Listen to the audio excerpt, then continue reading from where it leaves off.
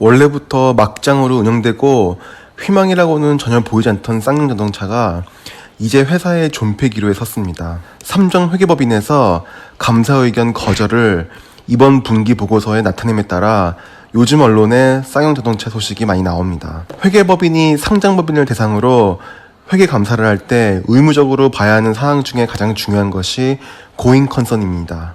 지난 아시아나 항공 관련 영상 때 잠깐 언급을 드렸는데, 고잉 컨선이라 함은 이 회사가 과연 지속 가능한지 아니면 막말로 언제라도 당장 망할지를 회계 감사자 입장에서 회계 지표를 가지고 판단을 하는 겁니다. 그래서 이 회사가 지속하기는 영 힘들겠다는 큰 의심이 들면 이번에 삼정 KPMG에서 결론을 맺었듯이 감사 의견 거절을 표현해야 합니다. 회계법인이 쌀쌀맞게 행동한 것은 아니고 회계법인 자체도 회계감사 내용에 대해 법적인 책임을 지기 때문에 매우 객관적으로 감사를 하는 것입니다. 솔직히 남일 같지가 않습니다. 한번 시장에서 점유율을 잃고 기술 경쟁력을 잃고 조직 문화가 혼탁해지면 기업은 정말 회생하기 힘들게 되는데, 개인적으로는 정말 안타깝습니다. 이런 기업에서 근무하는 임직원들의 절망은 어떨지 생각해 봅니다. 물론 한국의 경제를 좀먹는 노조들은 제외하고 얘기하는 겁니다. 이런 기업에서 아무리 유능한 직원이 있더라도 성과를 낸다는 것은 불가능할 것입니다. 이런 식으로 직원들의 동기는 사라지게 되고 조직은 망하는 것이 순리입니다. 이런 상황에 처해져 있는 기업에서 일해보지 않고서는 그 절망감이 어떤지 감히 상상하기 힘들 것입니다. 제가 무조건 노조에 반대하는 것은 아닙니다. 하지만 어떻게 노조가 회사를 망가뜨리는데 일조할 수 있는지 보여주는 사례가 쌍용자동차 사례입니다. 물론 노조 외에도 무능한 경영진 역시 회사의 망조에 큰 역할을 했을 것입니다. 자동차 산업은 매우 노동 집약적인 산업입니다. 자동차의 국내외 수요에 따라 노동의 유연성이 있어야 하는데, 아마도 전 세계에서 노동의 경직성이 가장 센 나라가 한국이 아닐까 싶습니다. 현대자동차 미국 법인 공장에서 대당 생산 원가가 한국 울산 공장 대당 생산 원가보다 낮다는 사실이 얼마나 한국 자동차 산업의 미래가 암담한지를 설명해 줄 수도 있겠습니다. 만약 제가 쌍용자동차 직원인데 옆에서 일도 안 하고 가끔 회사에 출근해서 시비나 거는 노조에 가입한 직원들이 일은 안 하고 꿀만 빨면서 보너스 받아가고 승진하고 이런 썩은 조직 문화를 접한다면 멀쩡한 직원들 역시 다 같이 썩어버리게 되어 있습니다. 한번 조직 문화가 썩으면 회사는 망하는 것입니다. 남일 같지가 않습니다. 자, 그럼 삼정회계법인에서 감사 의견 거절을 내버린 쌍용자동차가 과연 망할지 안 망할지를 한번 들여다봐야겠습니다. 결론부터 말씀드리면 쌍용자동차에는 엄청난 채무가 있고 현재 회사에서 벌어들이는 돈으로 채무를 메꿀 방법이 없습니다. 한마디로 회사가 망하는 건 시간 문제이고 아마 1, 2년도 못 갈 것 같습니다. 회사가 획기적으로 변해야 하는데, 가령 테슬라처럼 획기적인 기업이 되려면 가령 투자자로부터 돈을 끌어와야 하고 화려한 기술진을 끌어들여야 합니다. 언제 상장 폐지될지도 모르는 기업에 투자자가 투자를 할 리가 없고, 그렇다고 쌍용차 경영진이 앨런 머스크 같은 인물이 있는 것도 아니고, 유망한 엔지니어, 디자이너들이 이런 기업으로 이직해서 회사를 위해 헌신할 가능성도 없습니다. 물론 티볼리 같은 가성비 좋은 차를 왕창 찍어내서 회사가 살아날 수도 있지 않냐는 의견이 있을 수도 있겠습니다.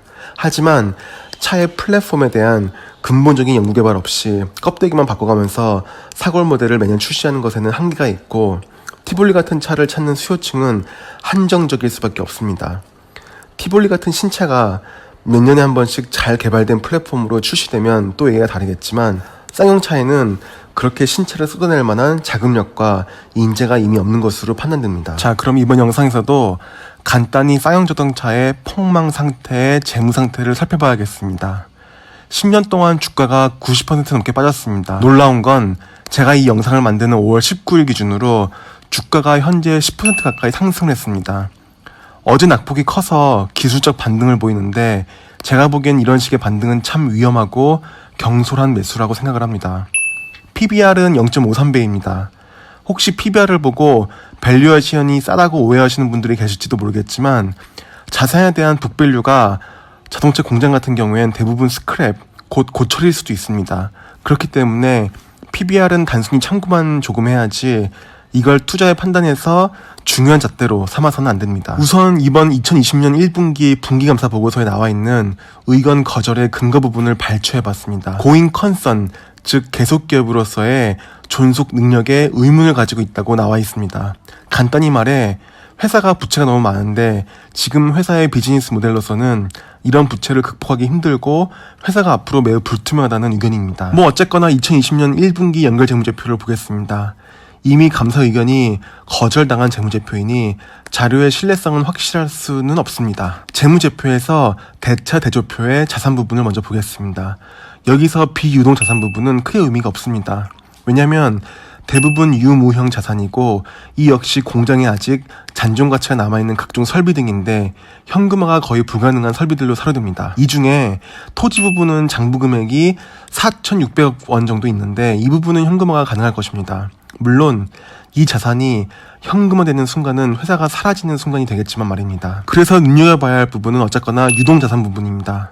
이 중에서 재고자산 2,370억을 제외하면 대략 1,700억 원 정도의 유동자산이 있습니다.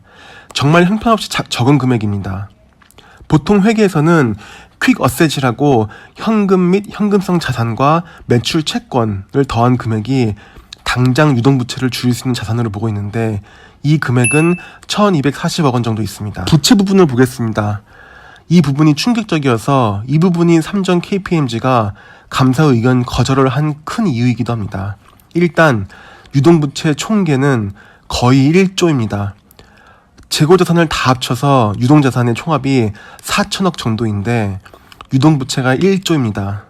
비유동부채도 대부분이 장기 차입금과 순확정 금융부채라서 거의 유동부채 성격이라고 저는 생각합니다. 그럼 궁금해지는 게 이런 어마무시한 부채에 대한 이자 비용은 얼마나 될지 따져보겠습니다. 1년 내에 만기가 도래하는 차입금은 대략 4천억 원입니다. 대략적으로 연 이자율은 2% 수준입니다. 한마디로 올해 안에 갚아야 하는 빚이 4천억 원이라는 뜻입니다. 장기 차입금의 경우엔 1,150억 원인데 더 자세한 내역은 분기보고서에는 나와 있지 않고 제가 2019년 재무제표 주석을 확인해보진 않았지만 아마도 2년 내에는 대부분 만기가 도래하지 않을까 싶습니다.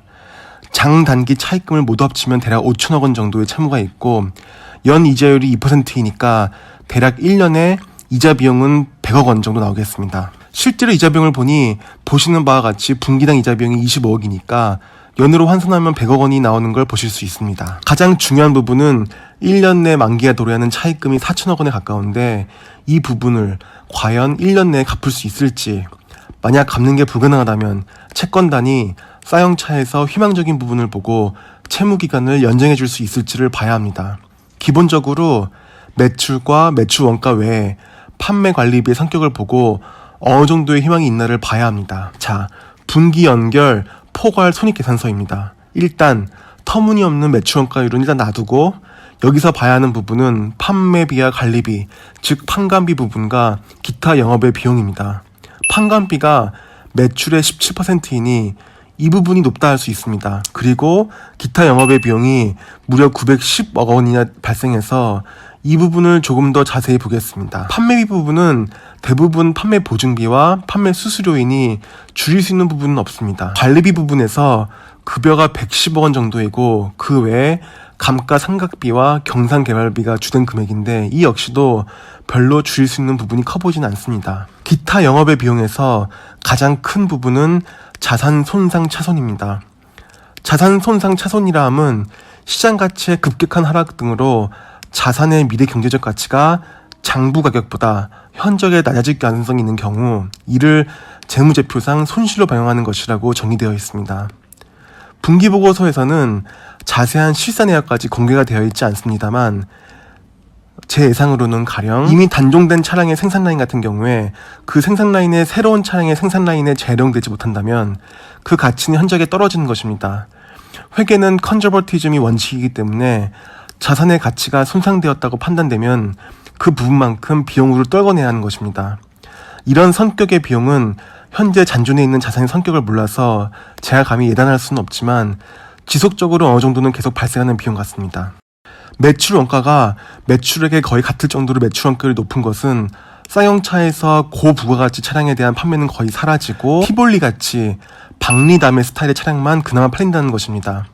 제가 말씀드리려는 요지는 쌍용차의 차량 라인업 상황으로 봤을 때 이런 차량은 소비자 입장에서는 가성비이지만 쌍용차 입장에서는 순전히 박리담회입니다. 그래서 매출 원가율은 매우 높게 나올 수밖에 없고 매출 총이익은 100억 원을 절대 넘기 힘들 것입니다. 쌍용차의 차량 라인업상 매출 총이익이 100억 원을 넘기 힘든 상황에서 판관비로만 1000억 원이 계속 발생하고 기타 영업의 비용이 이번 분기만큼은 안 나온다 할지라도 적자를 면하기는 힘듭니다. 적자를 면하기 힘든 쌍용차의 비즈니스 모델에서 어느 세월에 4천억 원이나 되는 단기 차입금을 갚을지 삼정회계법인 입장에서는 매우 불투명하게 본 것입니다. 신차에 대한 개발 현황도 여기서 보듯이 개발비도 매우 미약한데 그나마도 신차 개발이라기보다는 약간의 기존 차량 변경 또는 서스테인 엔지니어링이라고 기존 모델의 유지 보수 개발 정도입니다.